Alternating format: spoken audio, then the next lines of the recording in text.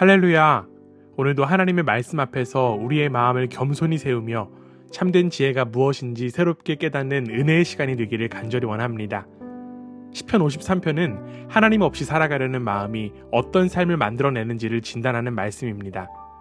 특정 사건을 배경으로 하지 않지만 이 시편은 시대를 초월하여 인간의 마음이 어떻게 하나님을 밀어내고 스스로 기준을 만들려 하는지를 깊이 드러냅니다.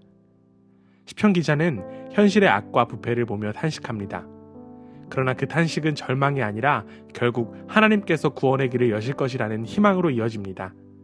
오늘 우리는 이 말씀을 통해 나는 무엇을 중심에 두고 살아가고 있는가라는 질문과 마주하게 됩니다. 우리의 마음이 하나님을 향해 열려 있는지 혹은 하나님을 지우고 나 스스로 중심이 되려고 하고 있는지를 말씀을 통해 함께 살펴보고자 합니다. 오늘 본문은 어리석은 사람은 마음속으로 하나님이 없다 한다라는 선언으로 시작합니다.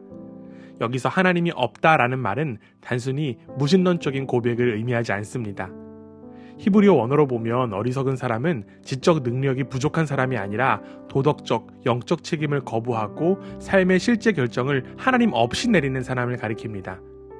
즉, 입으로는 신앙을 말할지라도 삶에서 하나님을 의식하지 않고 사는 자기중심적인 모든 마음을 포함하는 표현입니다. 그 결과는 명확합니다. 그들은 한결같이 썩어서 더러우니 바른 일 하는 사람 아무도 없구나. 이는 인간 전체를 비관적으로 보려는 말이 아니라 하나님 없는 마음이 결국 삶의 방향을 잃게 만든다는 진단입니다. 기준이 사라지면 판단도 흐려지고 판단이 흐려지면 삶은 흔들리기 시작합니다. 하나님 없이 스스로 옳다고 여기는 길은 결국 자신뿐만 아니라 타인도 지킬 수 없는 길이 됩니다. 하나님은 그런 인간의 마음을 하늘에서 굽어보신다고 하십니다. 지혜로운 사람이 있는지 하나님을 찾는 사람이 있는지를 살피신다는 이 말씀은 하나님이 멀리 계신 분이 아니라 우리를 바라보시는 분임을 분명히 보여줍니다. 우리의 마음이 어디를 향하고 있는지, 무엇을 사랑하고 있는지, 무엇을 의지하고 있는지 하나님은 분명히 알고 계십니다. 이어 시편 기자는 하나님을 부정하는 마음이 현실 속에서 어떤 모습으로 드러나는지를 깊이 있게 묘사합니다. 그는 하나님을 찾지 않는 사람들이 밥 먹듯이 내 백성을 먹는다고 말합니다. 이 표현은 단순한 폭력 행위를 넘어 하나님을 마음에서 밀어낸 자리에서 자연스럽게 흘러나오는 삶의 태도를 보여줍니다. 하나님을 인정하지 않는 마음은 결국 자신을 중심에 세우게 하고 모든 판단과 선택이 자기 욕망과 유익을 기준으로 흐르게 만듭니다. 그렇게 하나님 없이 살아도 아무 문제가 없다고 여기는 마음은 타인을 하나의 생명으로 바라보지 못하고 상황을 이용할 기회로만 보게 됩니다. 그래서 사람을 해치는 행위는 특별한 악에서 나오는 것이 아니라 하나님을 잊은 마음이 만들어내는 자연스러운 결과가 됩니다. 시편 기자는 바로 이 부분을 지적하며 하나님 없는 마음이 얼마나 쉽게 타인을 무너뜨리고 공동체를 해치는 방향으로 흘러가는지를 보여줍니다. 시편 기자는 하나님을 부정하는 삶이 겉으로는 강하고 흔들림 없는 것처럼 보일지라도 실제 내면에서는 설명할 수 없는 두려움이 자리 잡게 된다고 말합니다.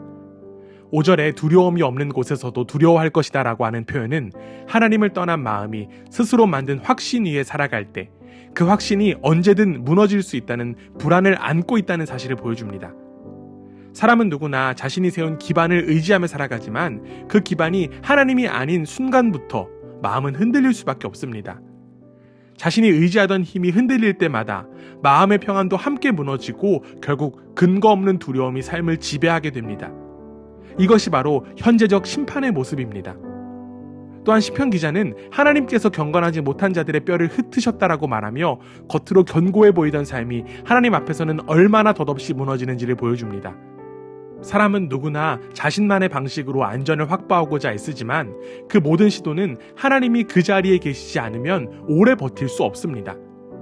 그러나 바로 그 자리에서 시편은 다시 하나님을 바라보도록 시선을 옮깁니다. 하나님, 시온에서 나오셔서 이스라엘을 구원해 주십시오.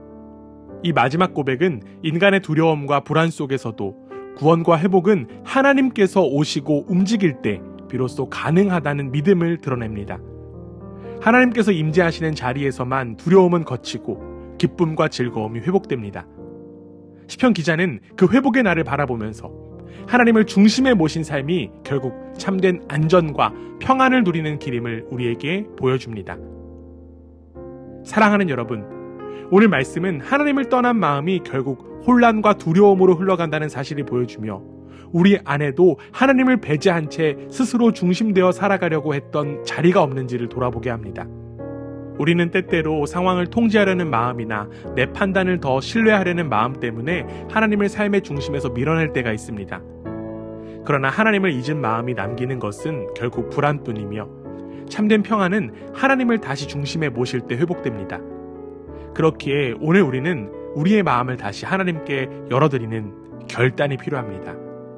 하나님을 먼저 바라보는 작은 선택, 자신의 기준보다 하나님의 뜻을 구하는 마음이 회복될 때 우리의 삶은 흔들려도 무너지지 않을 것임을 믿습니다.